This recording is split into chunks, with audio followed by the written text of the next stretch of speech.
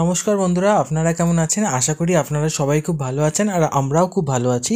আমাদের আমাদের চ্যানেল স্বাদে আহ্লাদে বাঙালি আনাতে আপনাদের অনেক অনেক স্বাগত। আমরা পরোটা সবাই খুব খেতে ভালোবাসি, আর দৈনন্দিন জীবনে আমরা অনেক রকমের পরোটা বানিয়ে থাকি। যেমন ধরুন আলুর পরোটা, পনিরের পরোটা, পেঁয়াজের পরোটা, মূলের পরোটা, গাজরের পরোটা, অনেক রকমের বানিয়ে থাকি। সেই রকমই আজকে একটা ভিন্ন স্বাদের পরোটা আমরা আমাদের রেসিপিতে অ্যাড করছি, সেটা হচ্ছে ছাতুর পরোটা। আজ আমাদের ডিনারের মেনু হচ্ছে ছাতুর পরোটা। তো সেই পরোটাটাই ভাবলাম আপনাদের সঙ্গে একটু শেয়ার করি। ছাতুর পরোটার জন্য যে যে উপকরণগুলো আপনাদের লাগছে সেটা আপনাদের সঙ্গে শেয়ার করছি। তার মধ্যে রয়েছে আটা আর ময়দা, আমরা অর্ধেক অর্ধেক করে নিয়ে এটাকে মেখে 1 ঘন্টার মতন রেস্ট করতে দিয়েছি। আদার উপকরণের মধ্যে লাগছে স্টাফিং এর জন্য আমরা ইউজ করেছি এখানে ছাতু। আমরা এখানে নর্মালি ফরচুনের ছাতু ইউজ করেছি, আপনারা আপনাদের ইচ্ছা মতন যে কোনো ব্র্যান্ডের ছাতু ইউজ করতে পারেন। তাছাড়া রয়েছে স্বাদ মতন লবণ, রয়েছে লঙ্কার গুঁড়ো, এটা আপনাদের টেস্টে অ্যাকর্ডিংলি আপনারা অ্যাড করবেন। রয়েছে 1 চামচ থেকে 1.5 চামচের মতন লেবুর রস। ইউজ করতে হবে আচারের তেল আর একটু আচারের মশলা। আর ইউজ করছি কাঁচা জোয়ান, আর রয়েছে কাঁচা লঙ্কা, ছোট ছোট কুচি কুচি করে কাটা। তো বন্ধুরা, প্রথমে এখন যেটা করতে হবে সেটা হচ্ছে আমরা স্টাফিংটাকে প্রথমে রেডি করে নেবো। স্টাফিংটাকে রেডি করার জন্য যেভাবে করব সেটা আপনাদের দেখাচ্ছি। তো প্রথমে আমাদের ইউজ করতে হবে স্বাদ মতন লবণ, ইউজ করছি শুকনো লঙ্কার গুঁড়ো,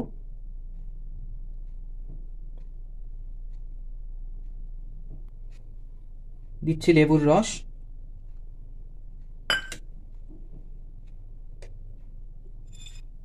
তারপরে দিচ্ছি কাঁচা লঙ্কা,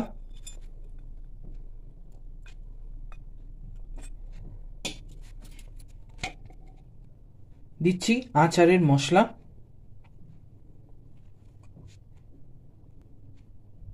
এবার আমরা ইউজ করছি কাঁচা জোয়ান। কাঁচা জোয়ানটা দেওয়ার একটা পদ্ধতি আছে। আপনারা যখন কাঁচা জোয়ানটা দেবেন, একটু হাতের তালুর মধ্যে নিয়ে এটাকে একটু সামান্য ঘষে নেবেন, তাতে জোয়ানের গন্ধটা পুরো স্টাফিংটার মধ্যে ছড়িয়ে যায়। তারপরে জোয়ানটাকে অ্যাড করবেন।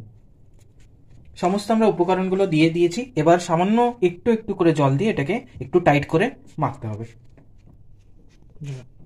আস্তে করে একটু একটু করে মেখে নিচ্ছি। তো প্রথমে একটু সামান্য মেখে নেবেন, তারপরে ধীরে ধীরে একটু একটু করে জল অ্যাড করবেন। একবারে প্রথমে বেশি জল দিয়ে দেবেন না, কারণ ওটা তাহলে স্টাফিংটা খুব পাতলা হয়ে যাবে, তখন আপনার পরোটাটা বেলতে খুব অসুবিধা হবে।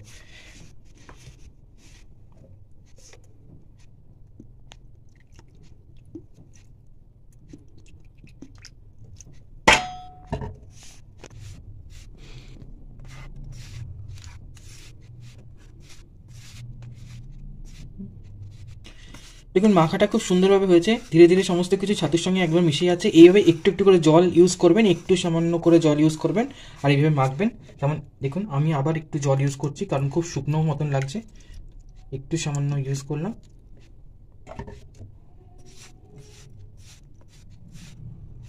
মাখাটা হয়ে গেছে। এইরকম পুরো আটার মতন করে একদম লই করে মাখার দরকার নেই, একটু ঝুরঝুরে থাকবে, একটু আধ মাখা মতন হবে, তাহলে পরোটাটা খুব ভালো হবে। এরকম এক্স্যাক্টলি এইরকম পুরটা হবে। দেখুন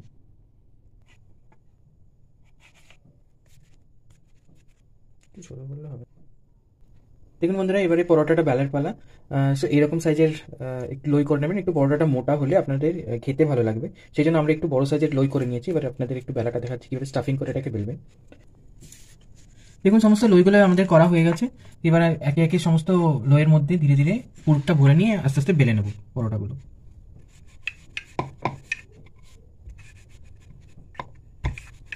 পরোটাটা এরকম অর্ধেক বেলে নেবেন এই প্রথমে, তারপরে স্টাফিংটা দেবেন।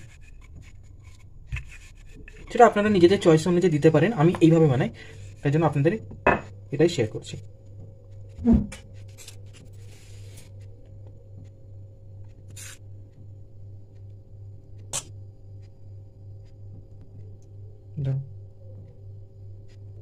দেখুন বন্ধুরা, এবারে আমরা এই স্টাফিংটা অলরেডি এর মধ্যে ভরে নিয়েছি। এবার এটাকে আস্তে আস্তে পরোটাটাকে এইভাবে বন্ধ করে নেব।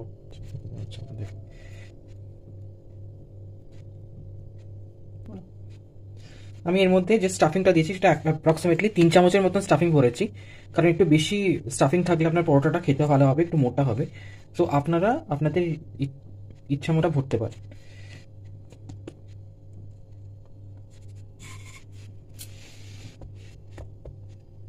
পরোটাটা বেলছি, আর ওদিকে গ্যাসের মধ্যে অলরেডি তাওয়া আমরা বসিয়ে দিয়েছি গরম হওয়ার জন্য।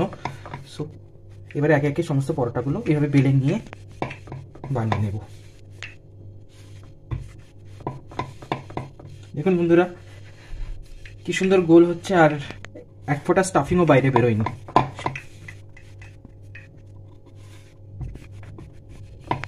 ওটা বেরোবে না, নিচে বেরোবে না।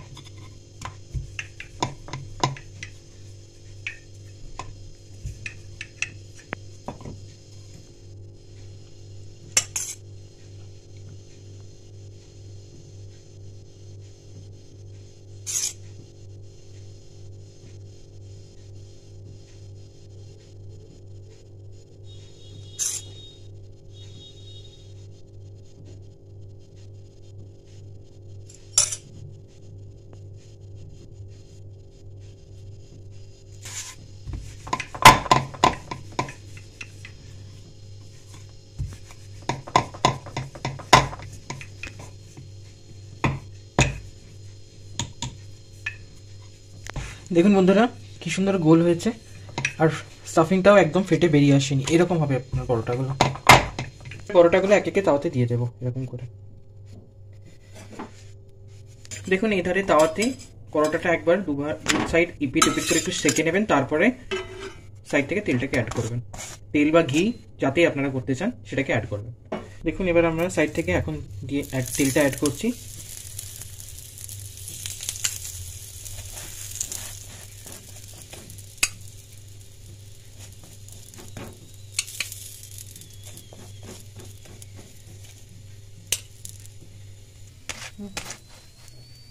দেখুন বন্ধুরা কেমন লাল লাল হয়ে পরোটাগুলো। আচ্ছা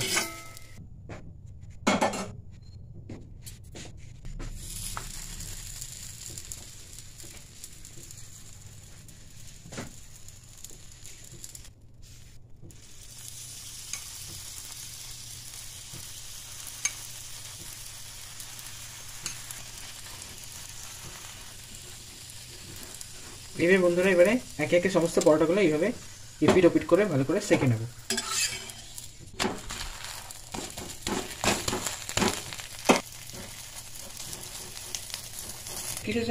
দেখছেন কি সুন্দর লাল হয়ে পরোটাগুলো ইপিট ওপিট সেঁকা হয়ে গেছে। এই পরোটাগুলো শীতের দিনে এমনিতেই খুব ভালো লাগে, আর এই পরোটা আপনি যে কোনো ভালো সবজির সাথে খেতে পারেন, যেমন আলুর দম, ঘুগনি বা আচার দিয়েও আপনি পছন্দ ভালো লাগবে আপনার খেতে।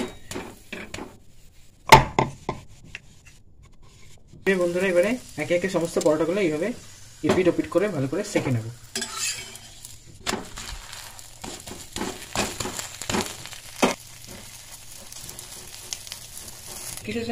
দেখছেন কি সুন্দর লাল হয়ে পরোটাগুলো ইপিট ওপিট সেঁকা হয়ে গেছে। এই পরোটাগুলো শীতের দিনে এমনিতেই খুব ভালো লাগে, আর এই পরোটা আপনি যে কোনো ভালো সবজির সাথে খেতে পারেন, যেমন আলুর দম, ঘুগনি বা আচার দিয়েও আপনি পছন্দ ভালো লাগবে আপনার খেতে। এবার এটা আমরা অলরেডি হয়ে গেলে আমরা ডিনারের জন্য খেতে বসবো। আর আমরা এই পরোটার সঙ্গে আজকে বানিয়েছি আলুর দম। আলুর দমের রেসিপিটা আর আজকে আপনাদের সঙ্গে শেয়ার করলাম না, কারণ আননেসেসারি ভিডিওটা অনেক বড় হয়ে যাবে। আমরা অন্য কোনো দিন এই আলুর দমের রেসিপিটা আপনাদের সঙ্গে শেয়ার করব। আশা করি আপনাদের এই ভিডিওটা ভালো লাগবে, ভালো লেগেছে ইভেন। আর যদি আপনাদের ভালো লেগে থাকে প্লিজ কমেন্ট করবেন, শেয়ার করবেন, আর প্লিজ আমাদের চ্যানেলটাকে সাবস্ক্রাইব করবেন। আজকের মতন এখানেই আমরা ভিডিওটাকে সমাপ্ত করছি। আবার খুব তাড়াতাড়ি আপনাদের সঙ্গে আরেকটা নতুন ভিডিও, নতুন রেসিপি নিয়ে খুব তাড়াতাড়ি দেখা হচ্ছে। তো আজকের মতন শুভরাত্রি, সবাই খুব ভালো থাকবেন, সুস্থ থাকবেন।